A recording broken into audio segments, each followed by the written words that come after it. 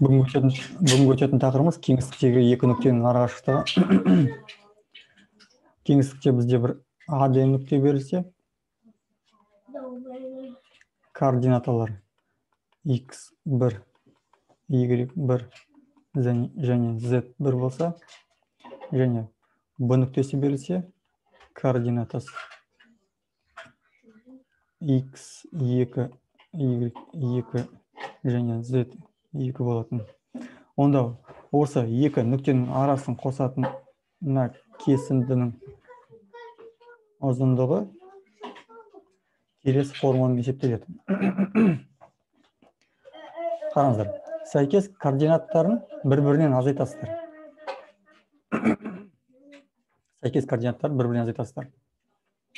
x1 азайту x2.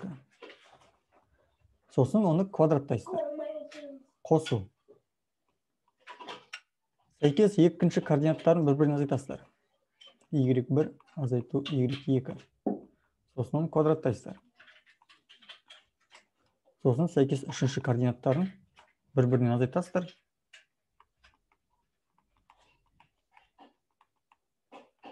Сосын квадраттайсыздар. Сосын осы шыққан санды түбірдің астына аласыңдар.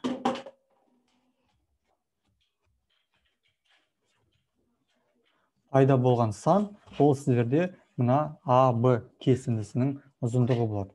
Оны белгілейді былай. Қараңыздар. Оны белгілейді былай. АБ дейді және оған модуль деген белгі қояды. Модуль.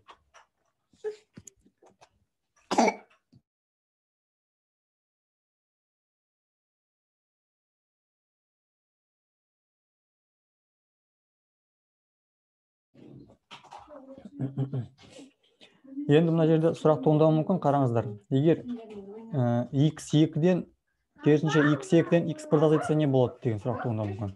Ешқандай айырмашылық x2-ден x1 азайттың не, x1-ден x2 азайттың не, оны квадраттаған кезде бәрібір бірдей сан шығады. Яғни модуль АБ мен тең модуль БА-ның мәндері бірдей.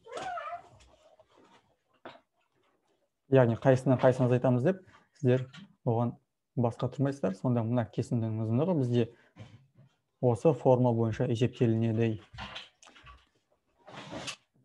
Пифагор теоремасы сияқты. Бірінші мысал. Кеңістікте екі нүкте осындай координаттармен берілген. Арасындағы арақашықтықты табу керек. Шешу. Нүктелерімізді жазып алайық. 1, 2, 3. А2 нүктесінің координаттары -7, -2, -4. Осылай жазғандарыңыз ыңғайлы болады. Неге? Өйткені сіздер бірінші координаттың астына жазған кезде көріп тұрсыздар қайсыны азайтатындарыңызды.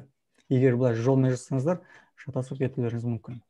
Жақсы, енді формула бойынша табайық. Модуль А1 А2 модуль тең. Қалай болады? 1 қосу 7. 1 қосу 7 квадрат. Қосу 2 қосу 2. 2 қосу 2 квадрат. Қосу 3 азайту 4. 3 азайту ма? 4 азайту 3. Без разницы. 3 азайту 4 па? 3 қосу 4 па? Қосу ма? Қосу. 3 қосу 4 әрине. И осының барын тудырады. Жай 4 қой. Берілгенді, мен жатып кеттім. Мына жерде бізде қате кетті.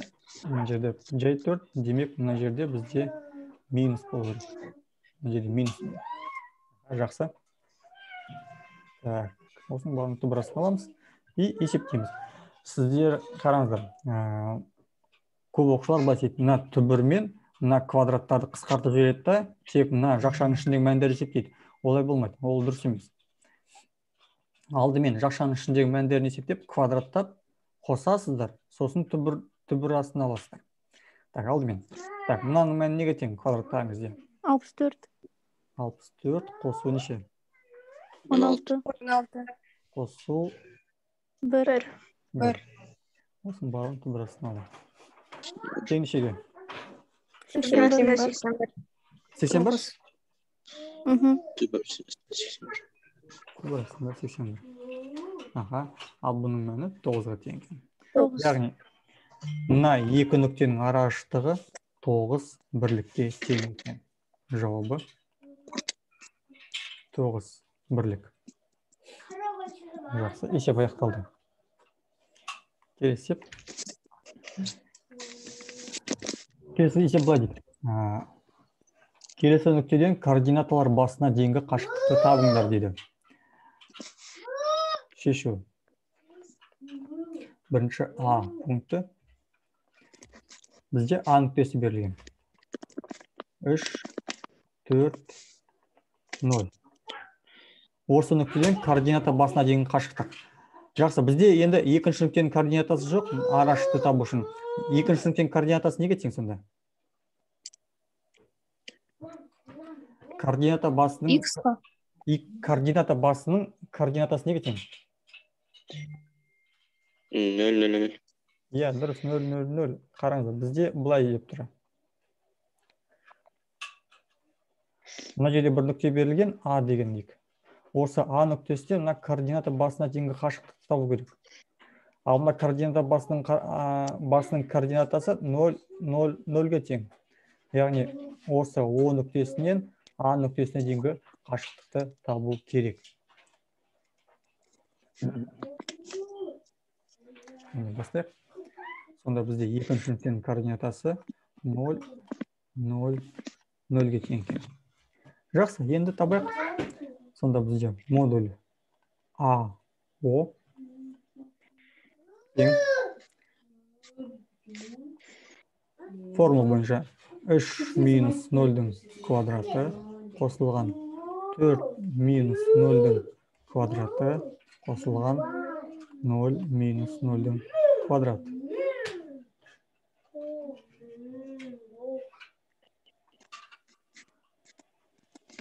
Тең. Так, мынау бізде 9, анау бізде 16. 16. Тең 5-ке ма? Иә. 25. Онда бізде А пунктінің жауабы 5-ке тең екен. Так, сіздер енді Ә пунктін шығарып қойыңыздар. Сосын маған жауабын айтыңыздар.